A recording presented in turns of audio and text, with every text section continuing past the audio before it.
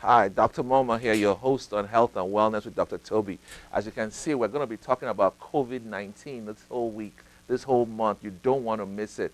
Our guest is Dr. Gerthy Chimaka Anyanwoke. She's an infectious disease specialist based in Baton Rouge, Louisiana. She's the Chief Medical Director of the Infectious Disease Associates of Baton Rouge. You will love to hear what she has to say about the pandemic called COVID-19. We're going to be talking about the cause of COVID, the prevention of COVID, the treatment of COVID. Why has this disease spread so far, so fast? 200 nations of the world, 1.2 million people, 200,000 people dead almost. We need to know what exactly COVID-19 is. And she's going to be telling us what it means for Louisiana going forward, how we're going to break this debacle that has plagued the economy and the society and the church. You don't want to miss it. Look forward to seeing you. Dr. Toby Moma.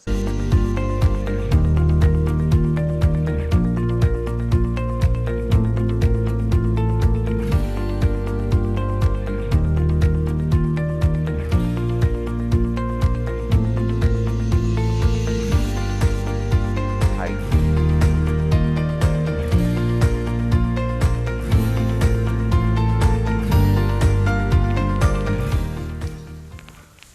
Hi, this is Dr. Toby Moma, your host on Health and Wellness. Thank you for joining us. As you can see, we have a special show today on COVID-19. Don't touch that dial. I have an infectious disease specialist all the way from Baton Rouge, Louisiana, Dr. Gerthy Anyanwoke. She's here to share with us her experience, her insight, her knowledge on COVID-19, and who else but somebody who's at the front lines of this horrible pandemic. Dr. Gerthy, we're happy to have you on the show today, and I hope the people of Northeast Louisiana can demonstrate how grateful we are for taking time out of your busy schedule to come and share your time with us. We're so grateful. Thank you, Let's Dr. keep talking Toby. about COVID-19. So, it's been in the news. It's been declared a pandemic, and it seems to be getting out of control across the world. Give us your insight in terms of the airline, the transportation industry. Give us your insight. How are we ever going to travel by bus, train, air successfully? I mean, those guys need to make money. How are you going to tell them to put their passengers 6 feet apart on an airplane where you sit 1 feet apart? If you even get to 1 feet, maybe half a feet, you know. That's how they make their money. So what do you think, what do you suggest in those kind of difficult economic discussions? I mean, Yeah, not only the airlines and the transport industry, there's other people. Think about people that are serving in restaurants and stuff like that. If you ask people not to go out, they won't go to restaurants. There's so many businesses that are affected. The bottom line is, how do you get the economy back running so that we all know that things are, I mean, like the risk of me getting infected or you getting infected is minimal. Not zero, but at least decreased. We have to take certain actions. While we are searching for vaccine, while we are doing social distancing, and all this other stuff, good personal hygiene, and all that, we also need to look at testing. And you know, in some countries, before you enter, they will like, you have to have a yellow fever vaccination passports.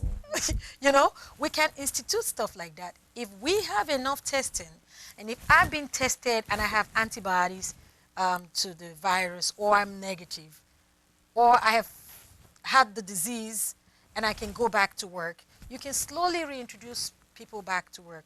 And you can have something that satisfies and say, this person is so and so COVID status, COVID-19 status. That can allow people to trust the system, to be able to go back and know that there's minimal risk, or the risk for infection has been minimized. It's not going to be zero by no means, but will be greatly minimized. That's the way everybody goes back to close to normal. Like I said before in the other episode, like there's a before COVID-19 and then there's after. So after COVID-19, what do we need to implement? These are the things we should start from there. There are other things that we could do, but we can start from there. so give us your insight into funding the healthcare system, because you know we tend to spend big on what I call treatment. Oh, find the cure for cancer, find the cure for HIV, which we we're not there, but we're close, But prevention, where do you think the money should go to in this COVID-19 pandemic? There's prevention, there's treatment, then there's, of course, prophylaxis, which is prevention, but in a different format. So if you were to disburse funds for COVID-19, what would you, if you were the Minister Secretary of Health and you had that office and the President wants you to disburse funds, how would you designate those funds in our current economic and health climate? Well, COVID-19 is here. Right. So we can prevent future, we can prevent future ones by looking for a vaccine. However, the people that have COVID-19 now have to deal with it.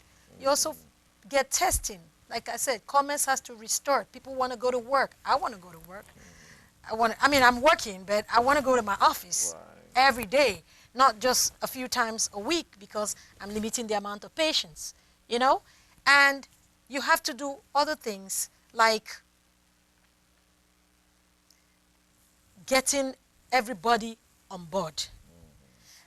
All these three areas, you don't have to do one and neglect the other. You do all of it. You also put money into researches about drugs that can treat this stuff. Because see how we got rid of, we didn't get rid of HIV, but at least get it under control. By saying, okay, we're going to prevent HIV by doing all this education, public awareness, and safe sex practices. But we have and a lot of Americans don't know that America actually spent billions helping people in Africa attack HIV. And I'm sure that has helped in the long run. But that's another thing they can do by helping other areas because it's a collaboration. Right. The world today is a global village. I'm here this morning. Tomorrow morning I could be in China. That's if we had flights. And I'm here today, I could be in UK tomorrow, or in Africa, or, Nigeria, South Africa. It's a global village. So if I had something here and I was asymptomatic, I've taken it to another continent the very next day, within 24 hours. So once we realize that we are interdependent, or we should be working with more collaboration, more cooperation, like how the Ebola thing happened when it started in Africa, I think America sent some experts down there to help them there. And then you help stem it there so that it doesn't... Now we have an Ebola vaccine in trials. In trials, yeah. So that's another thing. Where would I put the funds? I'll put the funds appropriately in every of those areas because we still have to treat the people we have right education. now. Education. We still have to test to get the economy going because the government is going to be spending a lot of money and nothing is coming in. And then eventually the vaccine will be the big game changer. Hopefully in the future. Yeah. And it's just like the flu vaccine. We have a vaccine, but every year the flu virus mutates. It changes. Use that word. So we're always behind. Antigenic drift or shift, whichever one. We're always behind, because they collect that data from this year for next year's. So there's no guarantee what we get the vaccine for COVID-19, which is actually called SARS-CoV-2. The first SARS-CoV was SARS. So SARS, if we get an antigen for SARS-CoV-2 and we get a vaccine, there's no guarantee that in 2022 it will be the same. There's no guarantee. I think we will have to know more. It's just like the flu. We take the flu shot every year, And then we have to have, if COVID-19 really stays around, we have to have it for a while to understand the pattern and what happens. We don't know that much right now. I was telling somebody that after this COVID-19, infectious disease doctors and pulmonologists need a raise, because they've always given the money to the cardiologists and the gastroenterologists in terms of who earns more. I said, after this virus, the ID and the pulmonologists need to be get a little bit of some credit. You're asking me what I think? Well, cardiologists perform some procedures. And so when the hospitals are heavy on procedures and procedures pay more, so it makes sense for them to earn that. The same thing with gastroenterologists, they do some procedures. Infectious disease pulmonologists, we take care of the sickest of the sick patients. And so it's medicine should, I don't know. I'm happy with my job. Of course, right. I don't really, Covet anybody yes, else's. so Right, right. it's whatever It's is, what you make of it. Right. yeah. Yeah, I So, see your point totally. yeah, And apparently, if you go to Canada, it's different. really. Across the border. Canada, I mean, the highest earning doctors are more of the primary care doctors. So it's kind of dependent on where you are because the CPT codes are different in different countries. Yeah. But that's something that the medical doctors will talk about later. A lot of my patients are telling me, well, this COVID-19 doesn't have as high a mortality as malaria, pneumonia, diarrhea, when you look at the global statistics. But nothing has affected the world as much in 3 months. That I must give COVID. Because in malaria, you have maybe 1 million deaths, and that's, it's decreasing. I think the last time I said was about 800,000, really. No, actually, the last data we have from WHO was from 2018, the last complete data For malaria. for malaria. They published that in December 2019. It was 405,000. Right, so it's really And the come year down. before that, it was 416,000 Right. deaths. So, but there is no basis for comparison because look at the short time that COVID-19 has been here. 100,000. If right. people were walking around, like in malaria, you walk around. People with diarrhea, you walk around. People with pneumonia, you walk around. I can assure you that if not for this shelter in place, stay at home orders, and all this social distancing we've been doing, we will have more casualties by now. So really, I don't know that it's a fair comparison. Yeah, it's really not. Tell us, do you know what? I don't know if you weren't here, obviously, in the 1918 Spanish flu, but people are saying that things shut down for 2 years, and so people are thinking, oh, how much of the Spanish flu do you really? Because I don't know a whole lot about it. And at that time, there was very little medical innovation compared to today. But the story is that it killed, I think they said 15 million or something. No, it killed about estimatedly 50 million people. 50 million. Yeah, the people, Spanish, right. the Spanish flu of 1918, 1919. Right. What happened then was similar to this, and people were just dying. There were no vaccines to give we didn't have flu vaccines then, and we didn't have antibiotics then. You see, so if somebody And develops, governments were resistant to shutting down. and some governments will put a hesitant. stay-at-home order or shelter in place, and some will not. Right. Some will enforce social distancing and all the other measures we're doing right now. It wasn't uniform, you see. So because it wasn't uniform, I think it affected, at that time, 1/3 of the world's population. And in 1918, that was like 500 million people. And it killed estimatedly about 10% of that, which is about 50 million. So, like I said, we didn't have all the other stuff that we have today. And we have better hospitals now. We have so much more now to help Give us a ameliorate the situation. background. With the story we hear is that it started at the Wuhan animal market. And they said there's an animal which is like an amalido, alamido, something like that. Pagelian, it's a Pagelian. mammal. Right, it's a mammal that may have been an intermediate transmitter between the bats and the humans. What do you know about that? And is it true that this could be a biological, let me use the word, tool that suddenly went off course and affected people? People have been throwing all those things out there. Then of course people come up with 5G. I wanted to get your, because my viewers have heard all this and they want to know your expert opinion about the source of this. Okay. So as best as we know, I think there was a professor that described it. And when they looked at the virus, they said it resembles most likely a virus that came from the bat. And so, which is like the SARS-1. yeah. SARS. And so it's not like they know for sure. Right. Like it came from the bat and it went to the Pagelian. These are, by your wealth of knowledge, you've seen this kind of virus before, like SARS-1, the first SARS and the MERS. It resembles those kind of human coronaviruses. And those particular ones seem to come from the bat animal. And they're thinking that there had to be an intermediary between the bat to the woman, the humans. Now, the Pagelian animal is a mammal, and they trade in these days. They have that at that Wuhan animal market.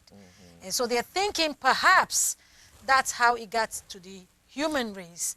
And then once it got to the human race, it's like it took off its gloves and it be like, okay, now I got you. So it now spreads from, it's like it's in airborne, and so it spreads from person to person to person. And of course, if I am here and I contaminate here, so this is a fomite, and you come across and touch this place, you can literally transfer it over, and if you touch your face, you can get it. We don't know how long it stays on fomites yet. It depends on the kind of formats. So some metals might last longer than maybe on a paper or money. So and that's what people don't even realize. Maybe? Some people have said they have all kinds of numbers there. Okay. But it can be on money, both coins and paper money. But you know that, I'm sure you know this, till today there's still debate about the source of the HIV virus. People think it came from an animal that had sex with a human being, or a male, you know what I mean, a man who was trying to have bestialism and sexual intercourse with an animal. And, so I'm just curious, if 30 years after HIV, 30 plus years, Galileo and co. discovered HIV, we still don't know the source. What guarantee do we have we'll ever find the source of COVID-19? It's the same thing with the Spanish flu you just talked about. That was 1918, that was 100 years ago. I don't think they understand still the properties of that viral infection. Right. So some things you can only make conjectures by your educated analysis, and you try to put facts How do we know together. It's not a biological weapon? Just a question. That's not a question for my pay grade. So there's no way we can tell it was made in a lab. I mean, it's almost impossible to tell. Well, like I said, biological warfare, that would be somebody else's question to answer. And I'm sure they have such departments that would have been looking into that if that was a concern. But we know that there are scientists that have looked at the virus, and this is what they're saying, that it resembles this coronavirus from a bat, and they must have had an intermediary that got to humans. I don't think that was 100% sure, but that's the best scientists can come up with for now.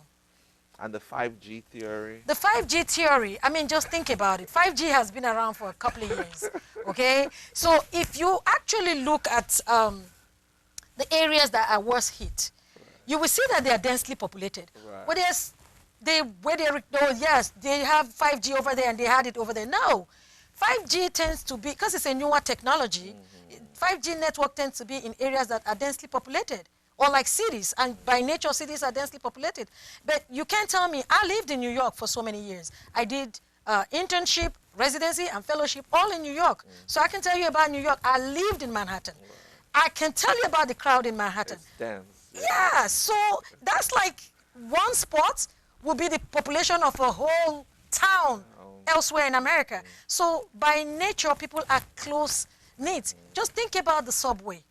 Rushing into the subway, somebody has a cold, or somebody has, is coughing, and it just gets in the air and it aerosolizes. Think about how many people are surrounding that person in that subway. So that's what I don't, and I know people had health concerns about 5G network. I'm not saying that those concerns are not relevant, but to drag COVID-19 into it now, I just don't know. Right.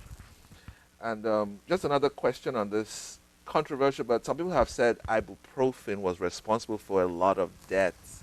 And I don't want to use the word ibuprofen just openly, but non-steroidal anti-inflammatories, including ibuprofen, naproxen, that they were responsible for a lot of deaths in Italy. Those were conjectures and anecdotal data, but nobody's shown the evidence. So what would your suggestion be to my listeners who hear that and they've thrown away all their ibuprofens and naproxens and leaves and Advils? And I would say do not throw it away because we don't know enough. But for now, if you have Tylenol, take Tylenol. Right. But the jury is still out there because there's not enough data to show us that for a fact ibuprofen and other non-steroidal anti-inflammatory drugs, were making the disorder worse. We don't have enough to confidently say that as at this time. Do you have any inside information about why we had a backlog of tests? Because at the beginning, I think what I heard was the United States didn't want to accept let me use the word, the technology that China was offering for them to build their own test kits. So the United States decided to build their own test kits de novo. So I don't know if that was the reason why we had to literally build our test kits from the scratch. And it was what took so long to get people, still we're trying to get people tested, but I think they feel that that was the reason why Europe and maybe Germany and South Korea had a head start on testing compared to the US. Am I right? Am I wrong? I don't know that that's necessarily entirely correct. Because if you look at it, so China reported the disease officially to WHO December 31st, 2019. And then WHO declared a public health emergency of concern of international level on, I think it was January 30th, 2020. In that time, we were beginning to see a lot of cases in Europe. Of course, we already had it in China. So this disease, like we've talked about, is so virulent that you get a lot of people have it. Well, the manufacturers of this stuff, it's not like they anticipated that we were going to have a pandemic. So they're a short supply. So it's mainly, I think the tests were delayed mainly because of supplies. And even till now, we're still having those problems. Also, sometimes you can have the reagent, but you don't have the swab stick, which is made by another manufacturer. Okay. It's like different components of the test. Initially, the CDC was doing everything. Well, you get 50 states and the territories, right? Sending all their samples to CDC. How many people doing the work? And that's what they did during Ebola. So they were probably thinking it was like Ebola level. Yeah. They didn't realize it was going to be crazy. And so when it got so much, the state health departments started doing them. So the state health labs, and then they will still send it to CDC for confirmation. And after a while, CDC was like, okay, we think your tests are good because the rate at which we are confirming the positive, so go ahead and do them at the state. Even that wasn't enough. So the private labs, I kept wondering, why are they not involved? Eventually, they involved them. And so even now, they backlog because the private labs, they just have this amount of staff. Right. And they weren't planning for a pandemic before this pandemic. So I did a test. It took 9 to 10 days to come back. Oh, wow. And a lot of my patients, outpatients, is still taking that long. Now, inpatient is better. We're getting them in a short while. The 15-minute test, I mean, there are some hospitals that have them for their outpatients. And that's where I was like, it's not supposed to be so. If the hospitals, clinics get them, the people in the private clinics in the community should get them too. Because we have patients too. I don't have to send my patients to a clinic in the hospital to get that test. It's not a good use of resources. Right. So tell us a bit about infectious disease. I mean, what are the joys? I mean, you're here sharing about COVID-19. Do you have joys in infectious disease? Are there cases that you see blessings in that field of specialty? Tell us about any cases that bring joy to you. I mean, you've talked a lot about COVID and the repercussions, but I'm sure there are cases in infectious disease that bring joy to your heart. I would say I treat HIV patients, and And Baton Rouge, unfortunately, I don't know if you know this, but yeah, I have know. a high level of. I know. So you're in the kind of almost the nationwide #1 capital. Sometimes they be like number 2, number 3, number 4. Like each year they're like rotating After position. Washington D.C., obviously. And New Orleans too. Oh, and New Orleans. Yeah. So, I enjoy my job. I enjoy it so much. I think because I'm the kind of person that I always am interested in stuff like that, to figure stuff out. To me, infectious disease is like putting the puzzle together. And it kind of makes me happy, and I want to do it. And I see patients who, probably dying of HIV, like people with AIDS.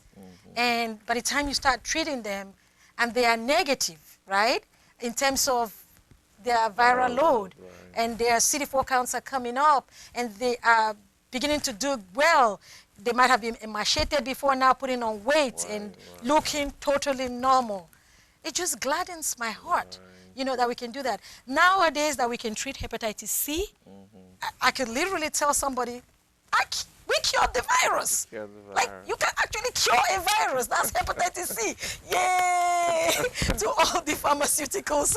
And I mean, like, my patients, I'm specialized in infected wounds. Okay. A lot of people lose their limbs, especially if they have diabetes, vascular problems, venous or arterial, A lot of or African-American neuropathy, and a population, lot of, right. yeah. So these patients, a lot of times they get a nick or a cut on their foot. They don't even know because they can't feel it, right, most times.